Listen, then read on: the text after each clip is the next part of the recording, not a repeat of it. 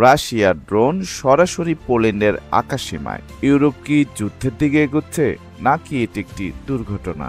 আজ জানবো পুরো ঘটনা। বুধবার সকালে পোল্যান্ডের আকাশে ঢুকে পড়ে একাধিক রাশিয়ান ড্রোন।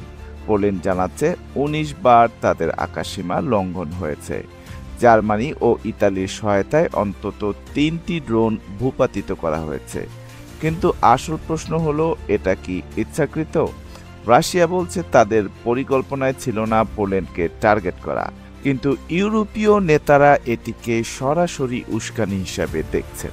বিশেষজ্ঞরা বলছেন একটা দুটো ড্রোন হলে হয়তো ভুলে ঢুকে যেতে পারে, কিন্তু এতগুলো ড্রোন, এটা স্পষ্ট যে ন্যাটোর প্রতিক্রিয়া বোঝার জন্য রাশিয়ার একটি পরীক্ষা। পোল্যান্ডের প্রধানমন্ত্রী সতর্ক করে বলেছেন, দ্বিতীয় বিশ্বযুদ্ধের পর এত বড় ঝুঁকিতে দেশটি আর পড়েনি। তিনি ন্যাটোর ৪ নম্বর ধারা সক্রিয় করার অনুরোধ করেছেন। এখন সবার চোখ আমেরিকার দিকে, ওরা কিভাবে প্রতিক্রিয়া দেখায়। কারণ ইউরোপ ভালো করে জানে, যদি এই পরীক্ষায় তারা দুর্বল প্রমাণিত হয়, তাহলে পরের পদক্ষেপ আরও ভয়ঙ্কর হতে পারে।